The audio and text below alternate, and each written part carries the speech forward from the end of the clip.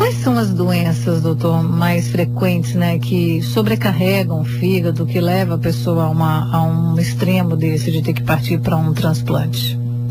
Hoje ainda é o vírus hepatite C, né? O vírus hepatite C vem crescendo desde o seu descobrimento na década de 80, a sua prevalência vem sendo cada vez mais importante e, consequentemente, pela sua própria característica de cronificar uma boa parcela dos pacientes que são portadores ou que tiveram contato, na verdade, que foram contaminados, esses pacientes acabam levando a deterioração progressiva, lenta, ao longo de décadas, normalmente em torno de 20 anos, até o momento em que torna-se cirrótico, descompensa a função. Então, o vírus C ainda é hoje a principal causa, seguida por álcool, vírus B e outras doenças crônicas do fígado. Mas o mais importante é o vírus C. Ok. Então, já que nós estamos no vírus C, né, e apresentando a gravidade, né, de um problema não tratado, não diagnosticado em tempo, porque muitas dessas complicações aí se dão em função da falta de uma manifestação mesmo de sintomas, que às vezes a pessoa fica assintomática por um longo período e descobre isso numa fase bem tardia, não é? Também. E aí, doutor, em termos de prevenção, o que nós podemos fazer? Prevenção, uma boa parte já vem sendo feito. Na verdade, uma parcela significativa das pessoas que se contaminaram, sem dúvida nenhuma, se contaminaram num período em que não existia, não era realizado de rotina pesquisa do vírus C nas transfusões sanguíneas. Se utilizava muito as agulhas compartilhadas, né? Até o próprio manuseio, as mulheres no salão de beleza, isso, né? Isso também. Não se discutia muito essas questões. Essas questões, né? Que hoje em dia é tão, né? Tão importante. Assim como até mesmo o uso de tatuagens, por exemplo, a gente acaba observando bastante, depender do cuidado, né? O uso de preservativo, né? Que também é relativamente novo isso, porque antigamente não se falava muito nisso, né? As pessoas usavam os contraceptivos mesmo no intuito de não engravidar, e as doenças sexualmente transmissíveis não tinham a atenção que hoje em dia tem. É verdade. Né? Isso ainda é um problema grande hoje. Esse é um dos problemas que ainda persiste. E em termos de terapia, quais são as condutas de tratamento, né, que podem anteceder aí um procedimento cirúrgico? A primeira questão é que o vírus C, como você mesmo já comentou, né, ele cronifica e ele é um processo silencioso. A gente tem que entender que, assim, o fígado, felizmente, ele foi feito muito maior, digamos assim, do que o que nós realmente necessitamos. Ah, é? A gente só precisa de 30% da função do fígado para realizar as nossas necessidades fisiológicas. Puxa, e se ele vem com toda essa condição, já muito a mais, e tem gente que consegue detonar, mas é um hábito de vida bem questionável, né, doutor? É verdade, mas especificamente o vírus C, a pessoa não sente nada. Não sente nada. Ele não sente nada, até muitas vezes, ou por um exame de rotina, né, que hoje em dia é feito, né, de uma maneira mais nas empresas, etc.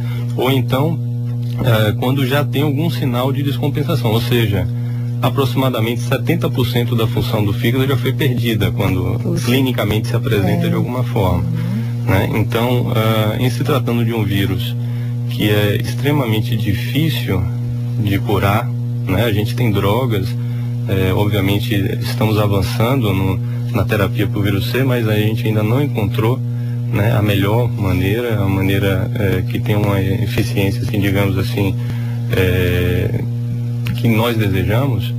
Então, uma boa parte desses pacientes ainda, infelizmente, acaba sendo acompanhado, e caso evolua, né, ao longo desses anos, lembrar que esse período entre a contaminação e chegar a esse estágio já terminal de função do fígado, isso leva muitas vezes 20 anos, né? Então, durante todo esse período, caso seja descoberto, existem maneiras de diminuir a lesão do fígado, fazendo tratamento, às vezes negativando esse vírus, né? Ou seja, conseguindo debelar, mesmo que temporariamente, ou em alguns casos definitivamente.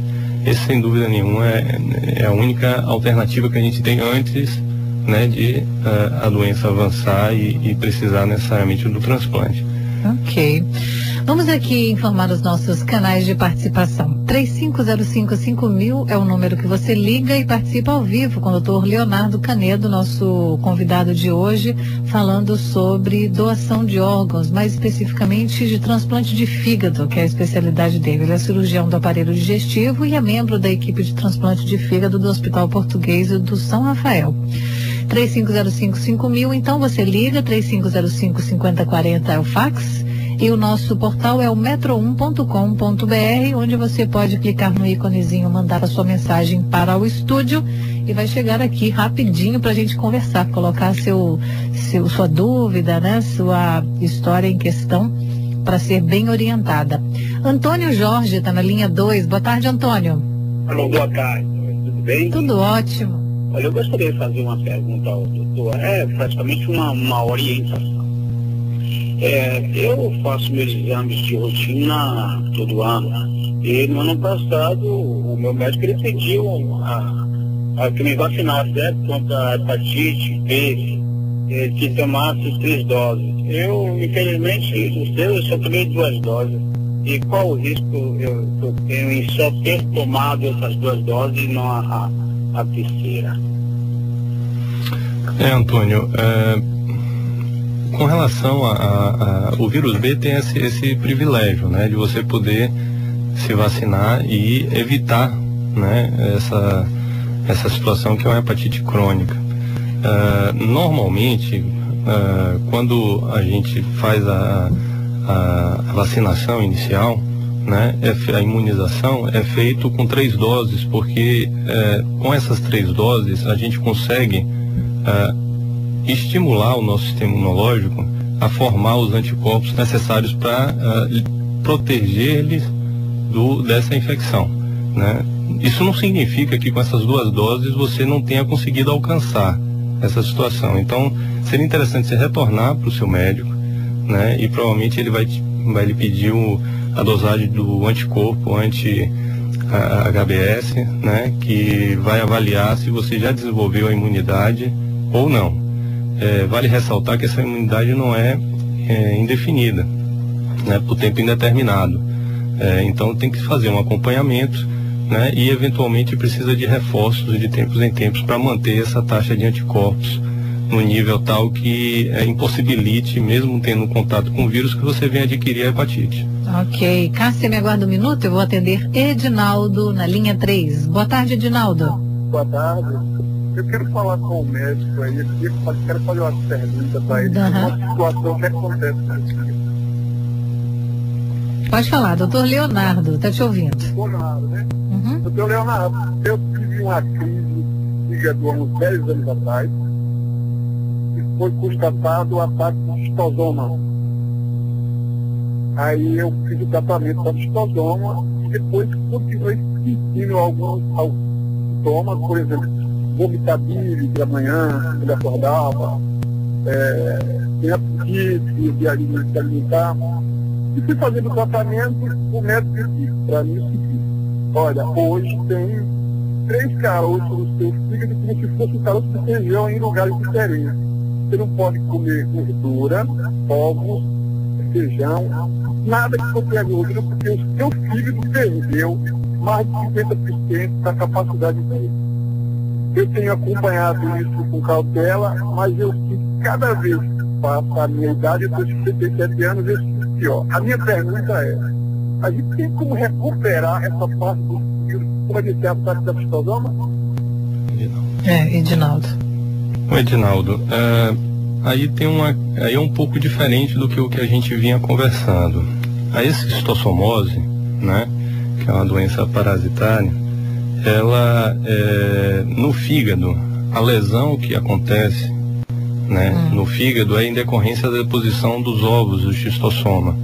E são deposições que se dão antes do local onde tem as células, né, de funcionamento do fígado. Então, de maneira geral, quem tem esquistossomose, ele não tem prejuízo à função do fígado. Isso não significa que não tenha doença no fígado. Mas a doença que normalmente a gente observa é a hipertensão portal, né? Por conta dessa deposição dos ovos, dificulta a passagem do sangue pelo fígado, e isso faz com que haja um aumento da pressão dessa veia, que é a veia porta que chega no fígado, que pode aí dar algumas consequências, como o aumento do baço, pode ter sangramento digestivo, mas não está relacionado, né, um prejuízo à função do fígado, não está relacionado normalmente a vômitos biliosos, etc. Então, talvez você precise ser investigado novamente, fazer o seu acompanhamento com o seu médico, de maneira que ele possa dar seguimento a esse atendimento. Ok.